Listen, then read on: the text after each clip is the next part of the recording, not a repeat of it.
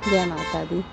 जब हम अपने गार्डन में किसी प्रकार की कोई वेजिटेबल ग्रो करते हैं या फिर फ्रूट प्लांट ग्रो करते हैं और हमें लगता है कि हमें उसमें फंगीसाइड डालना चाहिए या उसकी सुरक्षा के लिए कि उनकी रूट्स में किसी प्रकार की कोई कमी ना आ जाए, उसके लिए हमें नीम के का यूज़ करते हैं। हम फंगीसाइड के रूप में हल्दी पाउडर इन सभी का यूज़ करते हैं। लेकिन अगर नीम का यूज़, जब हम नीम का यूज़ किया है, नीम की पत्तियों का यूज़, नीम की केक का यूज़, लेकिन अगर उसी प्लांट में जो प्लांटर है जिसमें हम अपनी और वेजिटेबल्स ग्रो कर रहे हैं और उसके साथ अगर हम नीम भी ग्रो कर देंगे तो उसका रिजल्ट तो फिर अमेजिंग आने वाला है, क्योंकि फिर हमें कभी कोई फंगीसाइड डालना ही नहीं पड़ेगा। जिस तरह से आप देखिए कि मैं अपना ये मेरा बड़ा वाला ग्रो बैग है और उसमें मैं अपना एक नीम का प्लांट मैंने लगा रखा है। इसके साथ मैंने जो भी वेजिटेबल्स लगाई हैं, जैसे कि इसमें एक टमाटर का प्लांट ग्रो हो रहा है, 2-3 इसमें मटर के प्लांट भी ग्रो हो रहे हैं और एक है इसमें फ्लावर प्लांट। तो मैं इसी तरीके से अपने एक बड़े बैग में ढेर सारे प्लांट ग्रो कर लेती हूँ और मुझे फंगीसाइड का यूज़ कम करना पड़ता है।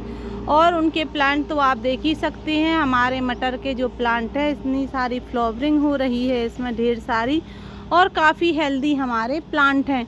तो अगर आपको भी इसी तरीके से कम मेहनत में कोई फंगीसाइड भी ना ख़रीदना पड़े और ढेर सारी वेजिटेबल्स मिलें, तो चलिए हम आपको बताते हैं कि आपको इसका बेनिफिट कैसे मिलने वाला है, किस तरह से हम एक प्लांट के साथ 2 प्लांट ग्रो कर सकते हैं। और हम अपनी एक नीम के प्लांट के साथ एक प्लांट और ग्रो कर लेंगे, 2 प्लांट हम एक साथ नीम के प्लांट ग्रो कर लेंगे और जब ये काफ़ी बड़े हो जाएंगे तो फिर हम इन्हें इस तरह से अपने बैग में शिफ्ट कर लेंगे। तब तक हम उन्हें छोटे से ही, जो हमारे छोटे छोटे पॉट रहते हैं उनमें हम ग्रो करते रहते हैं, आप देखिए इस तरह से। और थोड़ी जब ये बड़े हो जाते हैं तो फिर मैं इन्हें बड़े वाले बैग में शिफ्ट कर देती हूँ। तो अगर आपने मेरी वीडियो को अभी तक सब्सक्राइब नहीं किया है तो ज़रूर करें, साथ में बेल आइकन भी प्रेस करें, जिससे कि वीडियो की आने वाली नोटिफिकेशन आपको मिलती रहे। आप हमारे प्लांट देखिए कि काफ़ी हेल्दी हमारे प्लांट हैं। इनकी पत्तियां हम निकालते रहते हैं अपनी मिट्टी में डालने के लिए, जिसकी वजह से मुझे नीम खली का यूज़ कम करना पड़ता है। और आप देखिए कि इनकी सभी पत्तियों को हम निकाल लिया है और फिर भी इनकी ग्रोथ अच्छी हो रही है। मैं इस तरह से बारिश के महीने में काफ़ी अपने प्लांट ग्रो कर लेती हूँ और मुझे उसका रिज़ल्ट बहुत अच्छा मिलता है। अब हमारे प्लांट काफ़ी बड़े हो गए हैं और हमें अब इनको हमें क्या करना है, हमारा ये बड़ा वाला पॉट है, इसमें हमारा ये टमाटर का प्लांट लगा था जो कि काफ़ी समय से फ्रूटिंग दे रहा था, तो मैंने उसे हटा दिया है। और अब हम इसके साथ एक प्लांट के साथ अपना दूसरा प्लांट भी एक ग्रो कर लेंगे, जिसकी वजह से क्या होगा कि गर्मियों में जो ज़्यादा पानी की ज़रूरत रहती है वह नहीं रहेगी। कम पॉट रहते हैं तो हमें काफ़ी फ़ायदा मिलती है, क्योंकि हमें कम पॉट्स में ही पानी देना पड़ता है और एक पॉट से दूसरे पॉट्स में ज़्यादा पानी लगता है। इस वजह से इस तरह से आप गर्मियों की शुरुआत में कुछ काम अपने प्लांट्स के साथ अगर करते हैं तो आपको मेहनत कम लगती है और उसका रिज़ल्ट बहुत अच्छा मिलता है। तो हमने क्या किया है कि आप देख सकते हैं कि इसकी मिट्टी जो है हमने वो निकाल ली है और हमने इसको धूप में रख छोड़ा था। आप देख सकते हैं कि इसकी मिट्टी काफ़ी सूख चुकी है। अब हम इसकी चारों तरफ से मिट्टी ज़रा ज़रा सी हटा देंगे, जो एक्स्ट्रा मिट्टी है, और जो इसकी रूट्स बन गई हैं इनको हमें डिस्टर्ब नहीं करना है। इस वजह से हम इनको बस इस तरह से हटा के, ज़्यादा नहीं हटाना है इनकी मिट्टी को कि इन्हें धूप इनकी रूट्स ख़राब हो जाए।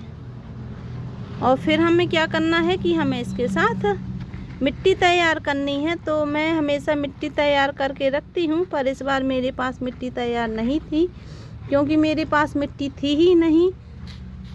इस वजह से मैं इसी की मिट्टी से अपना प्लांट ग्रो करूँगी। जो मैंने नया प्लांट कल अपना ग्रो किया था उसकी मिट्टी निकली थी, देखिए, जिसे मैंने धूप दिखा रखी है। मैं इस तरह से ही अपने गार्डन में से जो भी मिट्टी निकलती है तो मैं उसको धूप दिखा लेती हूँ, थोड़ी सी खाद डालकर उसमें अपना नया प्लांट ग्रो कर लेती हूँ। अब मैं क्या करूँगी कि इस पॉट में जो 2 हमारे प्लांट लगे हैं नीम के, मैं इनको भी हटा लूँगी और इस प्लांट को भी फिर मैं एक साथ इनको तीनों को इस बकेट में ग्रो कर लूँगी और उसके बाद मैं इसमें और कोई प्लांट ग्रो नहीं करूँगी, क्योंकि क्या है कि ये 3 प्लांट एक साथ हो चुके हैं तो इनकी नीड पूरी होती रहेगी हमारी इस कंपोस्टिंग से, और इससे हमें अच्छी पत्तियां भी मिलने वाली हैं, क्योंकि पत्तियों की ज़रूरत मुझे अक्सर अपने गार्डन में बनी ही रहती है। तो आप भी अगर किचन गार्डनिंग करते हैं तो अपने घर में भी आप इस तरह से अगर नीम का प्लांट ग्रो करते हैं तो आपको अपनी मिट्टी में कम मेहनत करनी पड़ेगी और उसमें फंगीसाइड का यूज़ कम करना पड़ेगा। तो फिर मैं अब क्या करूँगी कि अपने इस प्लांट के जो हमारे 2 प्लांट हैं इस पॉट में, इनको भी खाली कर लूँगी और हम ये प्लांटर है हमारा, इसको हम खाली करके रख देंगे। अभी जब मेरे पास मिट्टी हो जाएगी तो फिर मैं इसमें कोई फ्लावर वाला या कोई वेजिटेबल छोटी सी जो सीडलिंग तैयार करनी है तो वो मैं कर लूँगी इसमें। तो आप फिर मैं इसकी मिट्टी को पूरा हटाने वाली हूँ इस प्लांट की।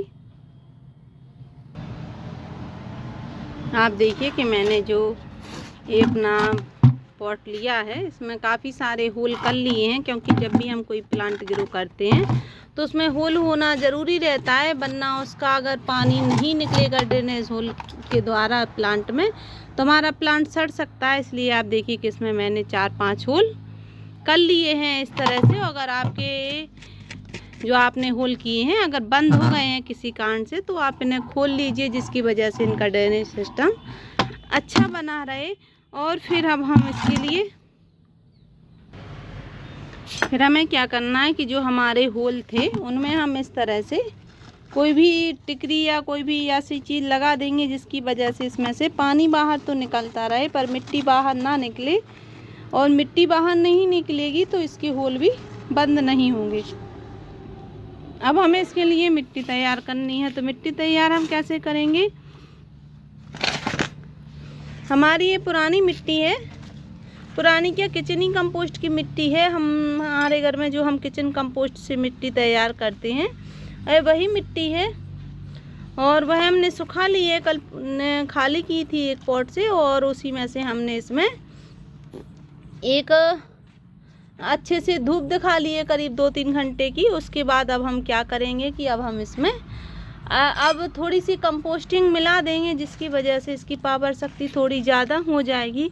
वैसे भी ये कंपोस्टिंग ही है और काफ़ी फ़ायदा करने वाली है, लेकिन अगर हम थोड़ी सी अगर इसमें गोबर की खाद मिला देते हैं, कोई भी हमारे जो लीफी वाली वेजिटेबल या कोई प्लांट रहता है उसमें अगर हम गोबर की खाद का यूज करते हैं तो बहुत अच्छी उसकी ग्रोथ भी होती है। तो अगर आपको कहीं से गोबर की खाद मिल जाए तो आप उसका यूज कर लीजिए, और इसमें ज़्यादा कुछ नहीं मिलाना पड़ता है नीम के प्लांट के लिए।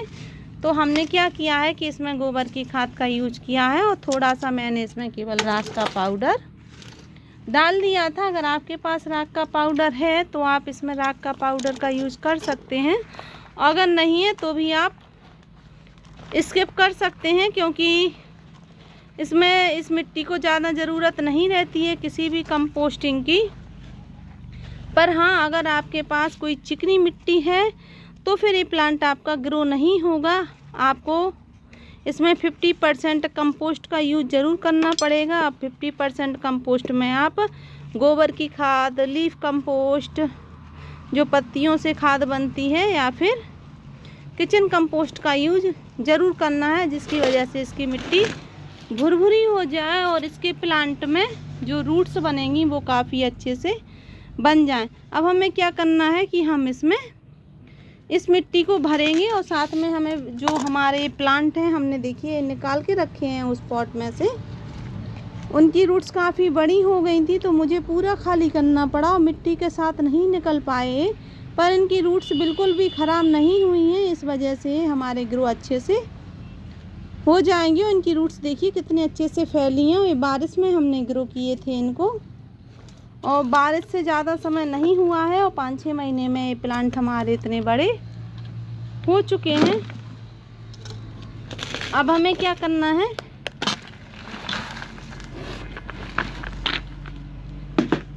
कि हम इसकी मिट्टी में इसको प्लांट को ग्रो करना है।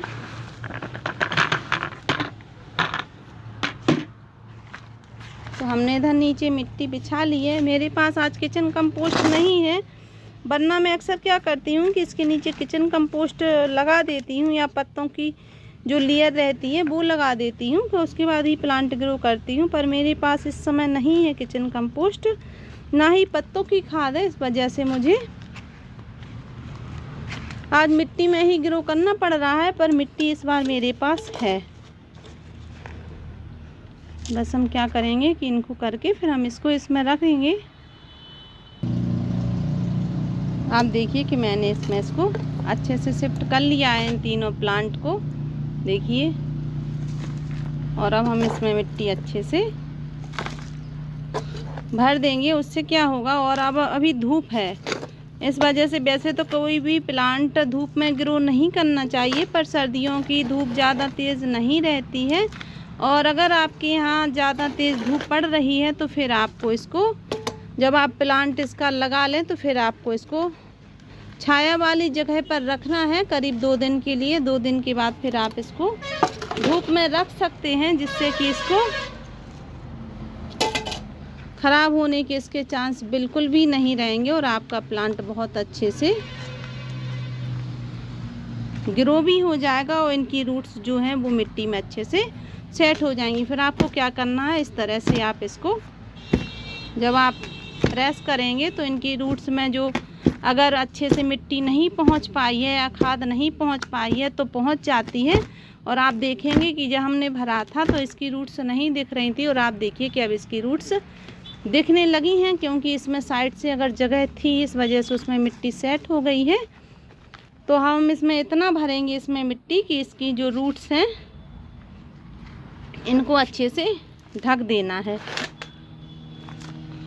फिर हमें इनको अच्छे से भरपूर मात्रा में इनमें पानी देना है। पानी देने के बाद फिर हमें इसको 2 दिन के लिए धूप में नहीं रखना है। फिर हम इसको धूप में रख सकते हैं, क्योंकि ये धूप पसंद बहुत करता है ये प्लांट। इसे जितनी ज़्यादा तेज़ धूप मिलेगी उतना अच्छा इसकी पत्तियाँ ग्रो होंगी। तो आपको कैसी लगी हमारी ये वीडियो, और आशा है कि आप भी अपने गार्डन में अब एक नीम का प्लांट ग्रो ज़रूर करेंगे, जिससे कि आपको जब भी नीम की पत्तियों की ज़रूरत हो तो अपने गार्डन से ही आपको ढेर सारे नीम के पत्ते मिल जाएं। Thank you.